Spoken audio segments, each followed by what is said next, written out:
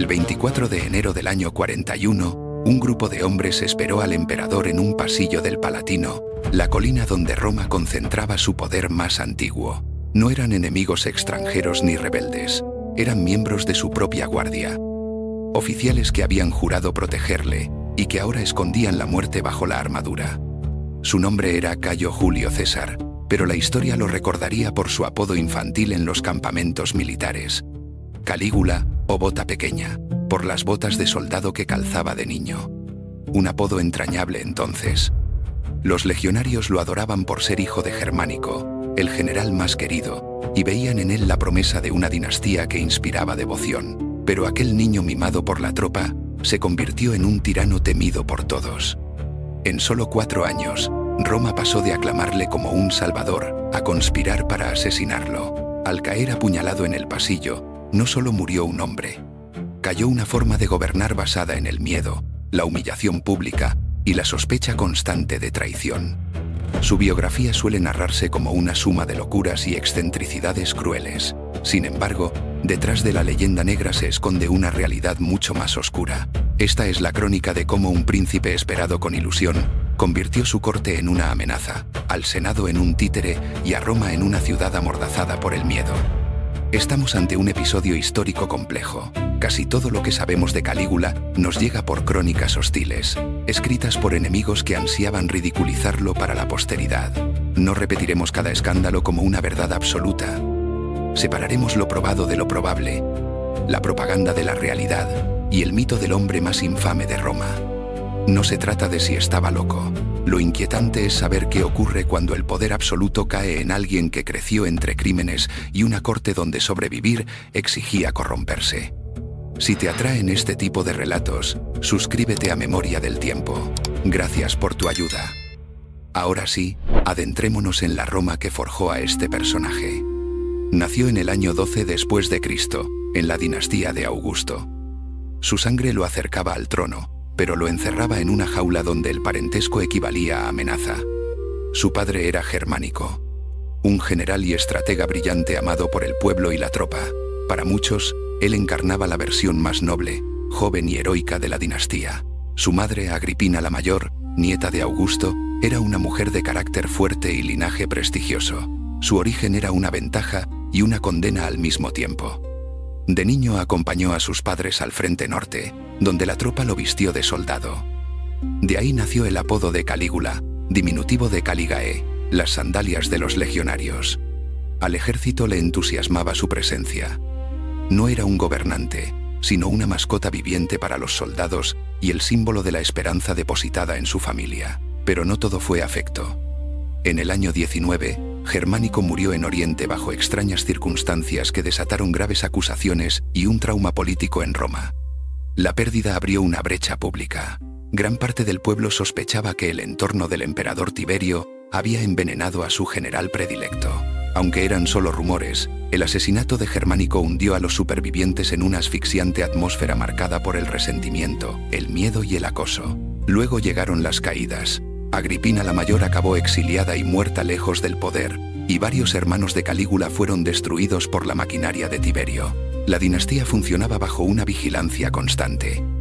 Quien compartía la sangre de Augusto podía heredar el mundo, pero también ser ejecutado antes de pisar el trono. Calígula sobrevivió donde otros cayeron. Una lección implacable. En la cima del poder, el linaje familiar no te protegía. A menudo era lo que firmaba tu condena.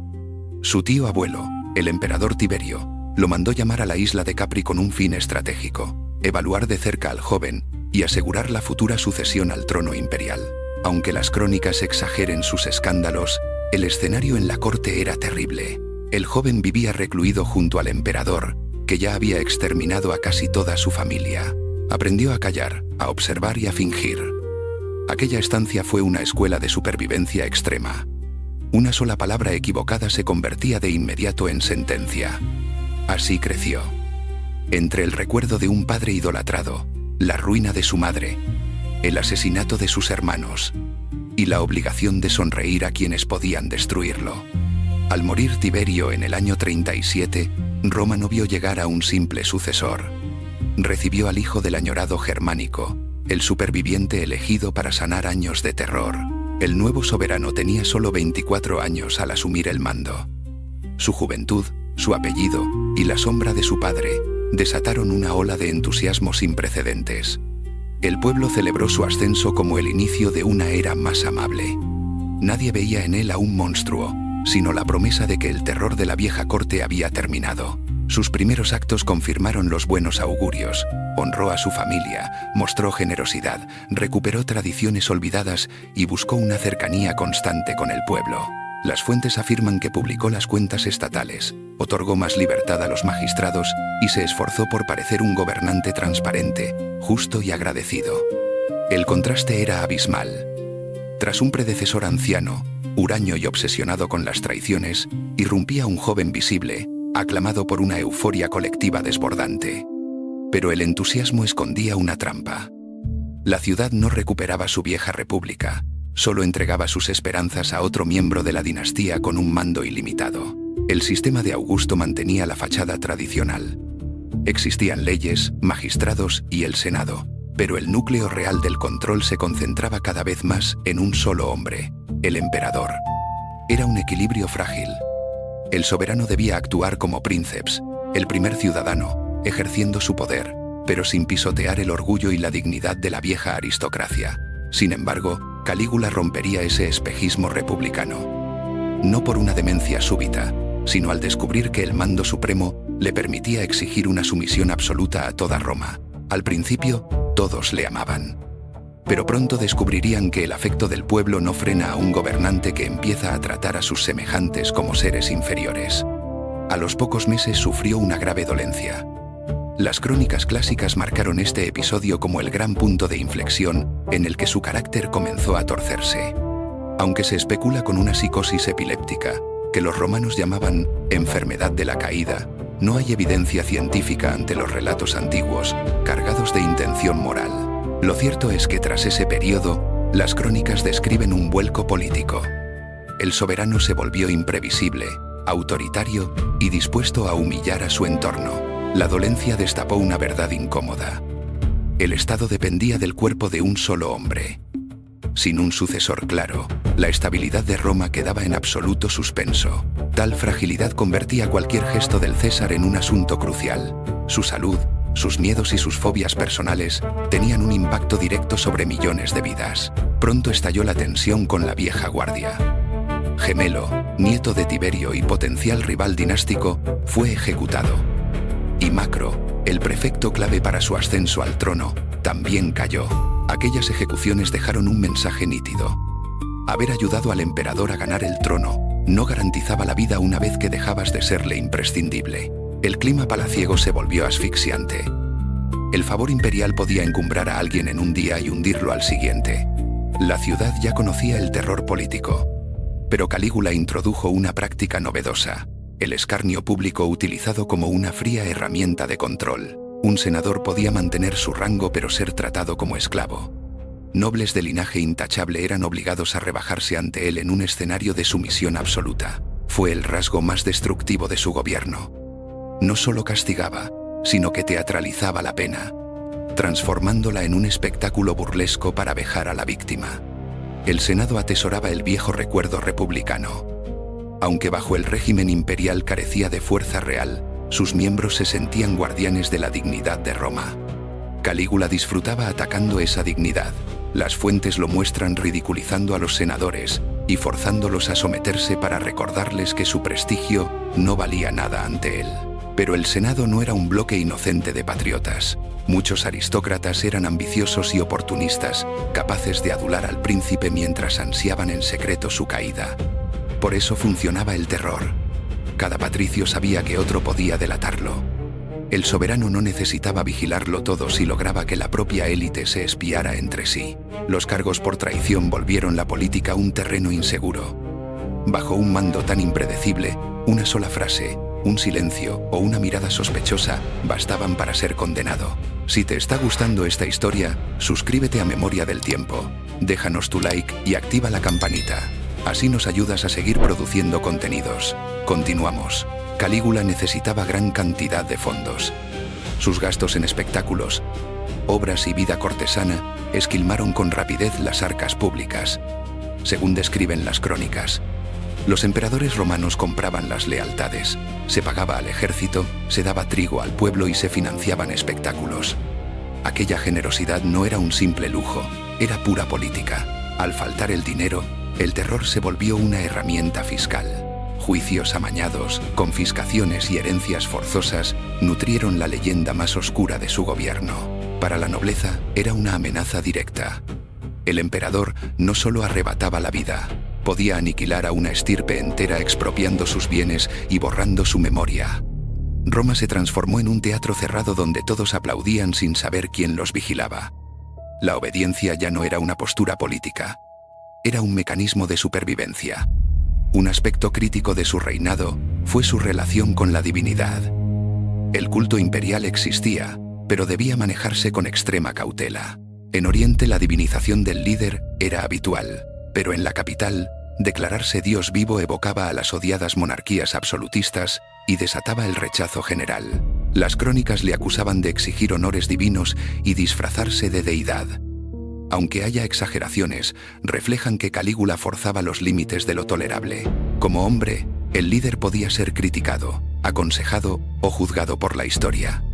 Como Dios, el menor gesto de resistencia se convertía en un sacrilegio. Calígula no inventó el culto imperial, pero lo llevó a un extremo teatral y humillante para una aristocracia que todavía se esforzaba en fingir que Roma no tenía un rey. Su deificación desató el pánico en la élite. Ya no era obedecer a un tirano común, sino quedar indefensos ante un líder que borraba las leyes y gobernaba sin reglas. El mito de su caballo de nombre, Incitatus, nace de este ambiente de escarnio. Se cuenta que lo colmaba de lujos extravagantes y que incluso pretendió nombrarlo cónsul. Quizá estemos ante una simple burla histórica, sin embargo, el fondo es nítido. Calígula humillaba de tal forma al Senado que igualaba a un caballo con sus magistrados. El dato importa más por su valor simbólico que por su literalidad. Incitatus quedó en el recuerdo como el reflejo de un gobernante empeñado en degradar el orden establecido, y cuando el desprecio se ejerce sistemáticamente, deja de ser una anécdota para volverse un modelo de gestión. La fama de Calígula está rodeada de relatos sexuales, banquetes, crueldades y excesos, según los historiadores romanos Suetonio y Dion Casio, que se inspiraron en crónicas contrarias al emperador. No es que todo sea falso, pero exige filtros históricos. La biografía romana utilizaba los vicios corporales y el lujo como recursos para retratar la corrupción moral de un líder. En Roma, al caer un emperador, sus enemigos solían criticar su gestión. En ocasiones lo pintaban como un monstruo, para justificar que su muerte era necesaria. Por eso debemos mirar esos escándalos con cautela. Los rumores sobre incesto, orgías o perversión pueden reflejar asuntos reales, propaganda senatorial o una mezcla difícil de separar. Lo indiscutible en las fuentes es el clima de intimidación. Calígula aparece siempre como un líder que disfrutaba vulnerando a quienes dependían de su absoluto favor. La violencia no necesita ejecutarse para que funcione el miedo a ella. Basta con transmitir el miedo a que el golpe caerá en cualquier momento. ¿Crees que Calígula estaba realmente loco? ¿O fue la aristocracia la que lo exageró todo y creó una leyenda negra?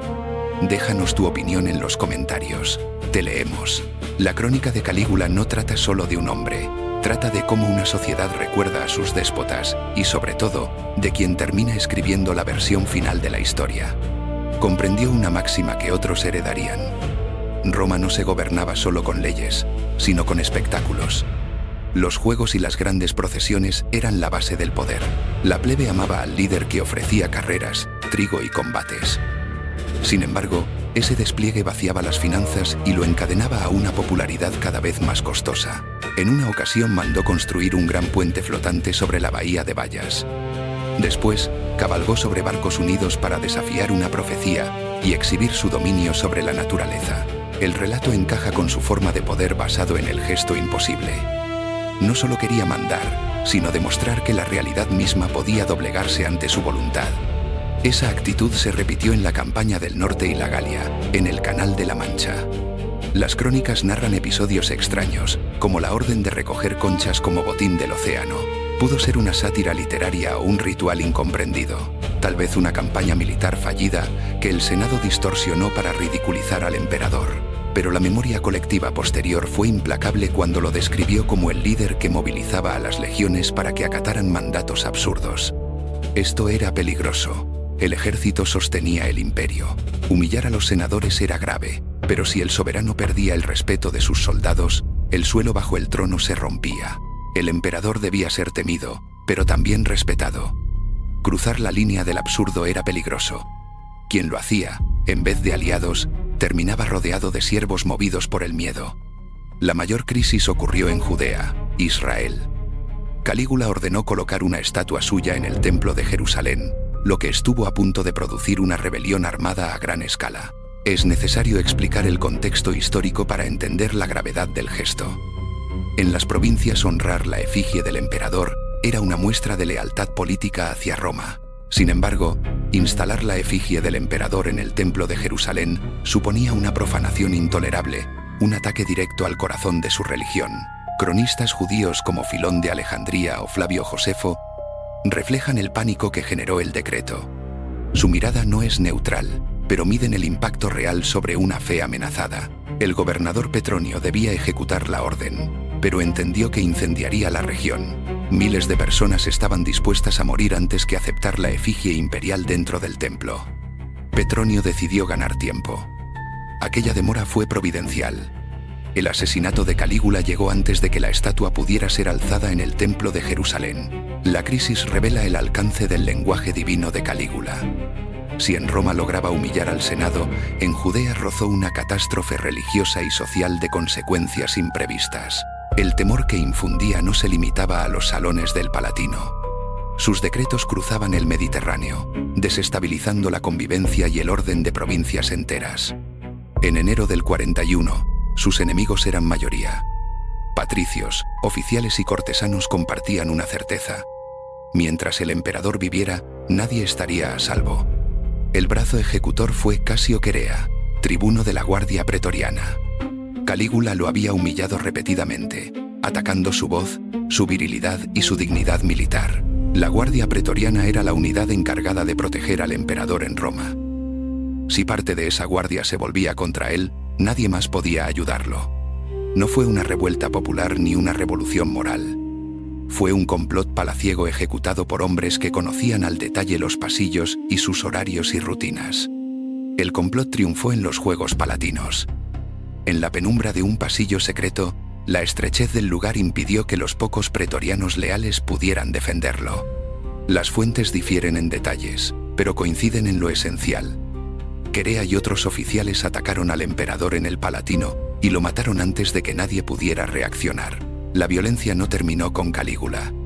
Su esposa Cesonia y su hija pequeña, Julia Drusila, también fueron asesinadas. Se borraba así todo su linaje. Aquella muerte desnudó la verdad última del poder imperial. Roma protegía con leyes y ritos, pero al quebrarse el orden, el destino del mundo se decidía por la fuerza del acero. Consumado el golpe, el Senado soñó con restaurar la vieja república o recuperar sus antiguos privilegios. Sin embargo, aquella ilusión se desvaneció de inmediato. Mientras el Senado debatía, los pretorianos hallaron a Claudio, tío de Calígula, en el palacio, escondido en medio del caos. La tropa lo llevó a su cuartel y lo proclamó emperador. El gesto evidenció una verdad incuestionable. En Roma, quien dominaba las armas decidía el futuro del trono. El tirano había caído, pero el absolutismo no murió con él. La maquinaria del Estado continuó su marcha inalterable, limitándose a cambiar el rostro del poder.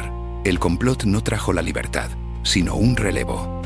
Roma eliminó al déspota que gobernaba mediante el terror, pero mantuvo intactas las estructuras que lo hacían posible. Calígula gobernó 4 años, pero su nombre quedó en los anales como el ejemplo del autócrata que pulverizó todos los límites y convirtió el poder en capricho. Tras el mito, emerge el engranaje.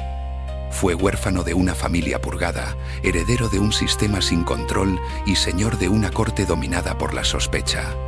Nada lo absuelve. Sus humillaciones dejaron una huella de terror. Pero reducir su figura a una caricatura de locura nos impide comprender la verdadera raíz de la tiranía. Calígula pudo existir porque Roma ya había edificado una estructura sumisa, dispuesta a obedecer al soberano incluso cuando éste pisoteaba las leyes, el Senado y las instituciones. Su legado nos recuerda que la opresión a menudo no es obra de un solo hombre. Se alimenta del silencio colectivo y de un orden social que se rinde para seguir existiendo. El emperador que convirtió Roma en miedo terminó cayendo por el miedo de sus protectores.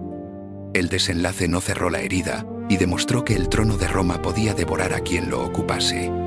Gracias por acompañarnos y por tu apoyo a nuestro canal. Si quieres seguir recorriendo Memoria del Tiempo, haz clic en el video que aparece en pantalla.